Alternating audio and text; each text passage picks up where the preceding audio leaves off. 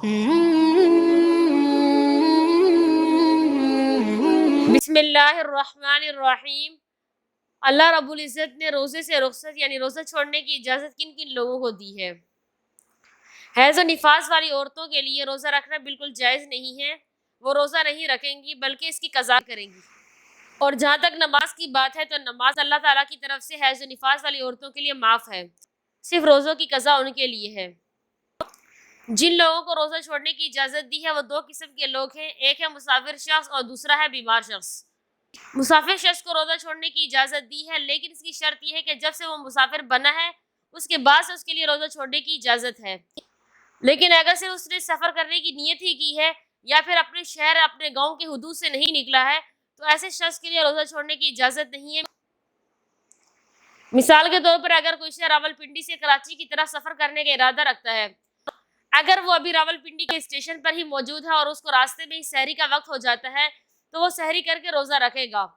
लेकिन अगर कोई शख्स रावलपिंडी की हुदूद से निकल चुका है और वो कराची की तरफ रवाना हो चुका है और फिर रास्ते में अगर सहरी का वक्त हो जाता है, उसके बाद से उसके लिए रोज़ा छोड़ने की इजाज़त है। अब ज़रूरी नहीं है कि अल्लाह रब्बुल इज़्ज़त ने रोज़ा छोड़ने की इजाज़त दे ही दी है तो हम बिल्कुल रोज़ा ही ना रखें, मुसाफिर बिल्कुल रोज़ा रखे ही ना। अगर कोई शख्स आसानी से रोज़ा रख सकता है और रास्ते में उसके लिए कोई मुश्किलात का सामना नहीं करना पड़ रहा तो वो रोज़ा रख ले, उसके लिए डबल सवाब। अब उसके लिए डबल सवाब होगा, एक तो रोज़ा रखने की वजह से और दूसरा ये कि सफ़र की हालत में रोज़ा रखने की वजह से। अब इन दोनों वजूहात की वजह से इसके लिए सवाब डबल हो जाएगा। दूसरा शख्स जिसको रोज़ा छोड़ने की इजाज़त दी गई है वो है बीमार शख्स। बीमार शख्स अगर रोज़ा छोड़ता है तो उसके लिए बिल्कुल इजाज़त है, वो रोज़ा छोड़ सकता है। लेकिन अगर फिर भी वो रोज़ा रख रहा है, बीमारी की हालत में भी रोज़ा रख रहा है तो उसके लिए दुगना अजर है। एक तो रोज़ा रखने की वजह से और दूसरा बीमारी की वजह से कि वो बीमार होने की हालत में भी रोज़ा रख रहा है, इसके लिए दुगना अजर हो जाएगा, डबल सवाब हो जाएगा उसके लिए। लेकिन अगर किसी शख्स की बीमारी बहुत ही ज़्यादा बढ़ने का खतरा है और उसको पता है कि मैं रोज़ा रखूंगा तो मेरी ये बीमारी जो है मुझे मौत की तरफ ले जाएगी या फिर मेरी बीमारी हद से ज़्यादा बढ़ जाएगी, तो ऐसा रोज़ा ना रखे।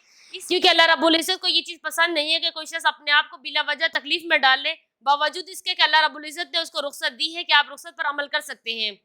अब अगर वो रुख्सत पर अमल नहीं कर रहा और अपने आप को बहुत ज़्यादा तकलीफ में डालता है और यहाँ तक कि उसकी मौत वाक़ई हो जाती है या फिर उसकी तकलीफ हद से ज़्यादा बढ़ जाती है, तो ये चीज़ अल्लाह को बिल्कुल पसंद नहीं है।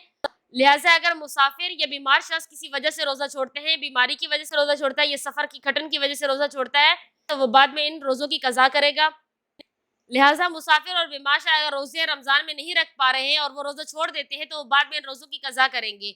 हाँ, अगर मुसाफिर और बीमार अगर आसानी से रमज़ान में रोज़े रख पा रहे हैं तो वो रख लें, क्योंकि जो रमज़ान की खैर और बरक़ात होती है और अजर और सवाब होता है वो आम दिनों से बिल्कुल अलहदा होता है, बिल्कुल हट कर होता है। उनके क़ज़ा रोज़े अदा तो हो जाएंगे लेकिन रमज़ान की जो खैर और बरक़ात होती है और अजर और सवाब में जो दुगना अजर मिलता है उससे महरूमी हो जाएगी।